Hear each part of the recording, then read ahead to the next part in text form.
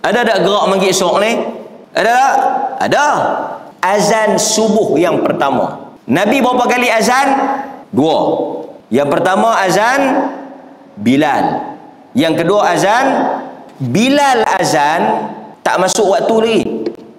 Abdullah bin Ummi Maktum buta. Dia tidak akan azan melainkan dibagi tahu masuk waktu. Dia akan azan. Pasal itu masa azan Bilal tu orang boleh makan lagi. Pasal belum masuk waktu. Yang tu gerak surau subuh azan. Kita adalah ni macam-macam jam untuk gerak orang mangkit. Kan? Tapi tuan-tuan hadirin mukminin, tidak sabit di dalam hadis-hadis Nabi SAW memukul gendang untuk ajak orang bangkit sahur. Kerana ketika pukul 3-4 pagi, pasal itu kita tak berapa nak berkenan jenis pergi duk buat singgah sahur ni. Kerana pukul 3 pagi, 4 pagi ialah waktu manusia bersendirian dengan Tuhannya. Hatta Nabi tak bagi kita ganggu jiran. Nabi kata tidak beriman manusia yang jirannya diganggu oleh dia. Man kana yu'minu billah wal yaumil akhir. Sesiapa yang beriman kepada Allah dan hari akhirat, jangan dia menyakiti jirannya. Tidak beriman di kalangan kamu orang yang menyakiti jirannya. Jiran kita terganggu dengan sikap kita, perangai kita, duk buat hingap, duk buat kalut pun dah kena dah. Ini satu kampung. Dalam satu kampung kita ada siapa? Ada budak-budak yang duk tidur. Mak tu punyalah mangkit pelan-pelan. Saya tahulah saya ada anak kecil. Tuan-tuan ada anak kecil tak? Ada anak kecil? Jangan main-main. Dia kata walaupun tua 3-4 orang anak kecil. Kita yang ada baby ni kita mangkit pelan-pelan. Tak bagi dia jaga. Sekali lagi kalau dia jaga lingkup habis. Dia nanti teriak kita nak semayang tak boleh, kita nak makan tak boleh. Mangkit pelan-pelan. Mak tu pun masak pelan-pelan, gerak pelan-pelan. Pesan dekat anak-anak jangan duk hingat adik hampa duk tidur. Tiba-tiba mai geng kalut ni, bong bang, terkejut budak tu. Mak dia tak boleh semayang, pak dia tak boleh semayang. Habis kalut satu rumah. Agama dia bukan about ourselves. Dia bukan semata-mata memikirkan tentang diri kita. Dia memikirkan tentang orang lain. Sebab itu di dalam salat kita tak boleh bau busuk. Siapa yang makan benda busuk jangan main masjid. Pasal apa? Kita yang makan bau busuk, kita bau dah busuk tu. Tuan-tuan kalau makan benda busuk, tuan-tuan berlahak ke, tuan-tuan bernafas, tuan-tuan busuk, bukan tuan-tuan perasan pun. Hak yang sebelah tu yang azab dunia akhirat. Tengah-tengah duk mayang tarawih. Kawan ni kalau sikit lagi ICU nak pibuh pernafasan tu, tinggal tak ditidurkan dia. Busuk. Nabi kata siapa yang makan benda busuk jangan main masjid. Why? Kerana busuk itu boleh mengganggu orang sebelah dia. Tuan-tuan tengok agama kita. Agama kita ada tak buat perarakan tengah jalan? Ada tak ibadat syariat yang berarak tengah jalan? Tak ada. Semayang kita tak semayang tengah jalan, kita semayang di lapangan. Nampak tak?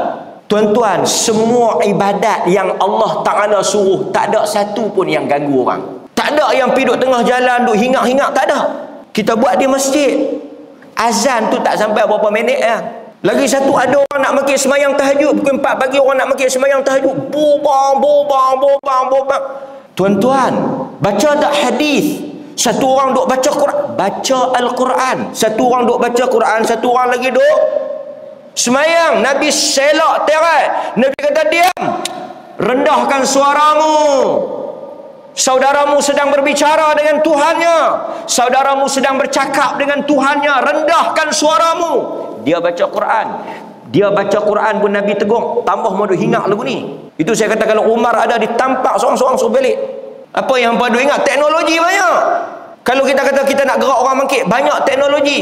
Sekarang kita tak perlukan ingat-ingat. Oh, ini meriah.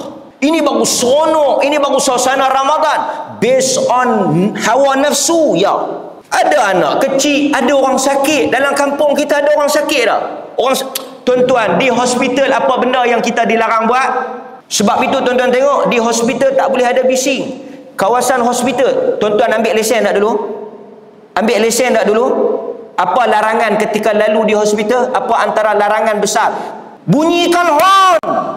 Masa kita ambil lesen driving lesen tu tak boleh bunyikan horn. Kawasan hospital bunyikan horn fail. Artinya orang sakit terganggu dengan bunyi bising. Tiba-tiba kawan tu duduk sakit, kita main hoa. Esok pergi munjung. Agama tak ajar. Ada anak kecil, ada orang sakit, dan ada orang yang duduk semayang. Ada orang yang duduk semayang di rumah dia? Tentu ada orang mengkit tahajud pukul 3-4 pagi. Jadi tuan-tuan hadirin mukminin, Nabi SAW mengajar kita fikir tentang orang lain. Al-Muslim, Nabi kata Al-Muslim man salim al-Muslim min lisanih wa yadih. Orang Islam itu ialah orang Islam yang orang Islam lain. Tengok Nabi ajak orang Islam, dia ada ketatatertiban. Dia ada etik. Nabi kata al-muslim man salim al-muslim min lisani wa yadih.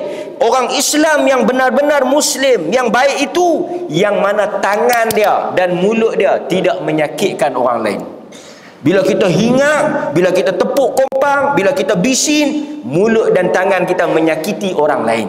Hatta non-muslim, orang bukan Islam, kita tak boleh kacau orang Islam. Biar pi ya, depan kapiak hingar pi ya. Tak boleh. Itu hak dia apa? Maka hadirin mukminin, hal ini patut kita ambil perhatian. Maka sebab itu bila masuk malam Al-Qadar, orang nak beribadah, maka kita tak perlukan bising-bising ni semua.